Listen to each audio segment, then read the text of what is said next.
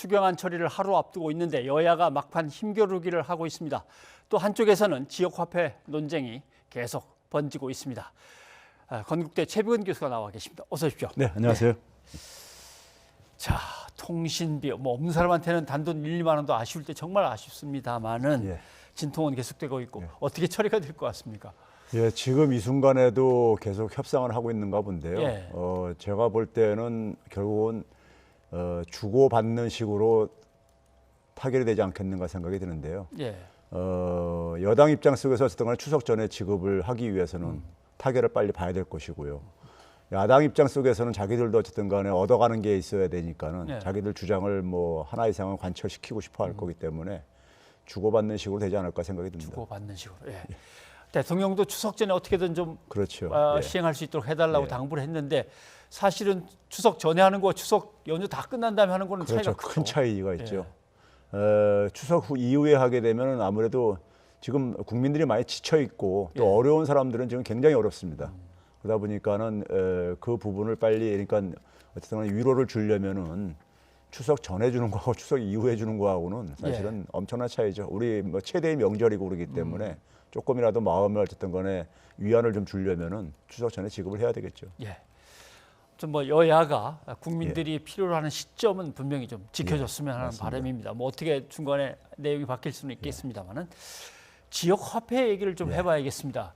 지역 화폐 뭐 어떻게 보면 낯선 분도 계시겠지만 뭐 늘 쓰는 분도 계실 거고 한데 그 조세재정연구원이 갑자기 결과를 내놓고서는 이거는 돈만 낭비되지 그렇게 효용성이 별로 없다.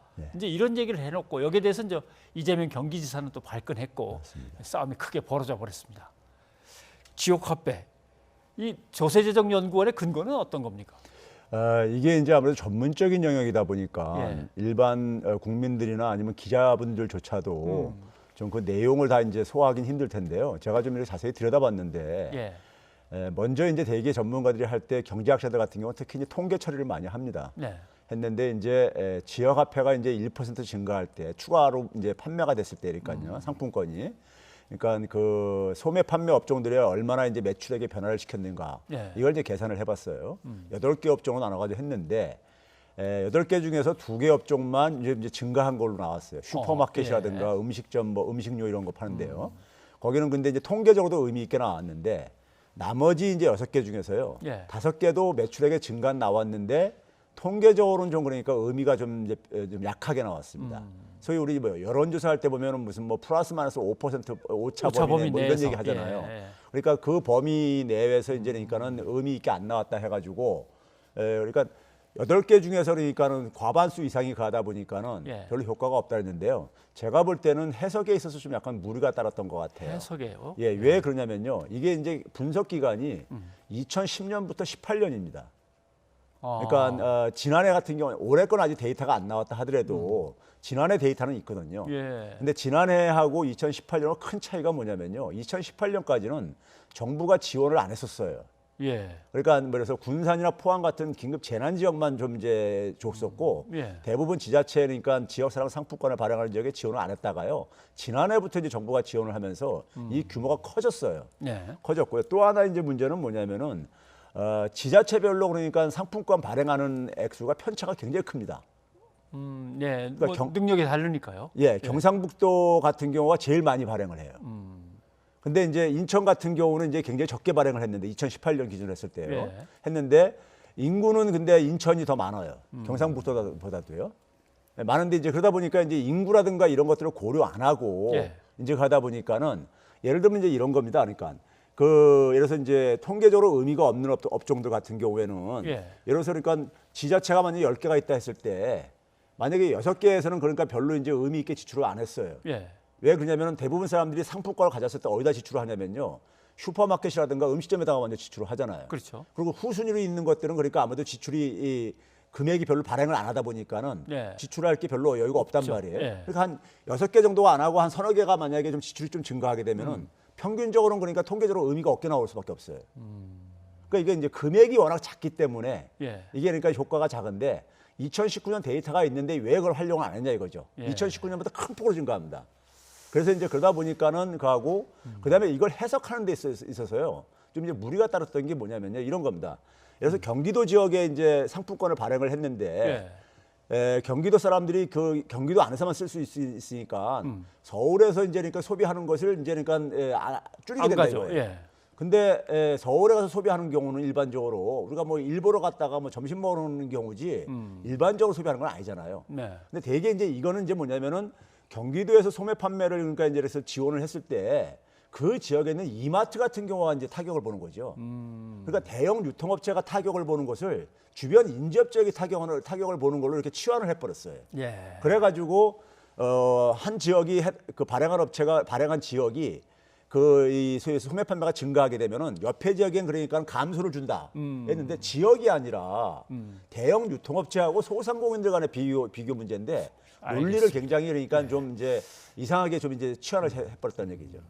어차피 뭐 전국적으로 본다면 여기서 쓸 거 여기서 안 쓰고 여기서 다 쓰고 뭐 별 차이가 없지 않냐. 뭐 아마 이런 뜻인 것 같기도 하고 발행 비용만 또 괜히 더 들어가는 거 아니냐. 근데 이제 발행 비용 같은 경우도 과거 18년까지는요. 상품권이라는 게 종이 있잖아요. 그걸 했는데 지난해하고 올해 같은 경우는 많이 카드로 많이 했거든요.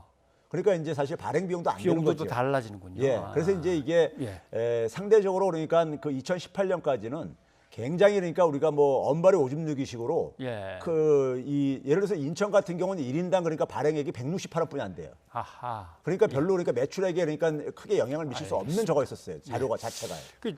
기억되는 걸로도 2017년에 제주자치연구소가 이제 내놓은 보고서도 그렇고 그다음에 경기도 그다음에 뭐 전북도 있었던 것 같은데 지역의 효과가 크다고 다들 그랬었거든요. 그래서 그랬는지 이재명 경기지사가 발끈하면서 상당히 강하게 나왔습니다. 이재명 지사의 그 해명에 대해서는 어떻게 보십니까? 그러니까 이제 그분은 이제 성남시장 할 때도 이걸 이제 사실 시행을 했었거든요. 그리고 효과를 굉장히 이제 봤다고 이제 그러니까는 그 확인된 그 이 연구 보고들도 있고 그러다 보니까는 그하고 이분이 가는 건 이제 그겁니다. 지금 이제 조세재정연구원에서 지금 이 두 분이 한 것이 논리가 결국은 뭐냐면은 이명박 박근혜 정권 때요. 정권 때도 그 당시 뭐냐면 골목상권 보호하기 위해서 대기업들 그러니까 유통업체들이 진출하는 걸 좀 억제한다거나 아니면 중소기업 적합업종 이런 것들 만들고 했었잖아요. 그렇죠. 그때 이제 그게 별로 이제 효과를 못 봐가지고 편법으로 이제 그걸 계속해서 이제 피해가다 보니까는 효과를 못 봐가지고 이 상품권을 발행을 한 거란 말이에요. 그러면 이제 대기업 유통업체들을 그러니까는 우리가 그 당시도 뭐냐면은 선택을 소비자들로 하여금 못하게 함으로써 소비자 후생을 줄인다고 이렇게 이제 그러니까 반박을 했었거든요. 소위 대기업들을 지원하는 사람들은요. 그러니까 그 논리하고 이번에 똑같다 이거예요.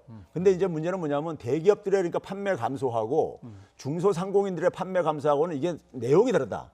중소상공인들은 수입이 줄어들게 되면 생명까지도 그러니까 이게 잃을 수 있는 이런 문제인 반면에 생존의 문제이기 때문에 대기업들의 그러니까는 이 판매 감소하고 이거를 그러니까 동일한 그러니까 하나의 경제적인 숫자를 가지고 이렇게 하는 것에 대해서 굉장히 자기 동의할 수 없다. 이런 이제 그 논리 속에서 이제 그러니까 그 본인이 이제 굉장히 강하게 이제 거기 그 부분을 좀 어필하고 싶었던 것 같아요.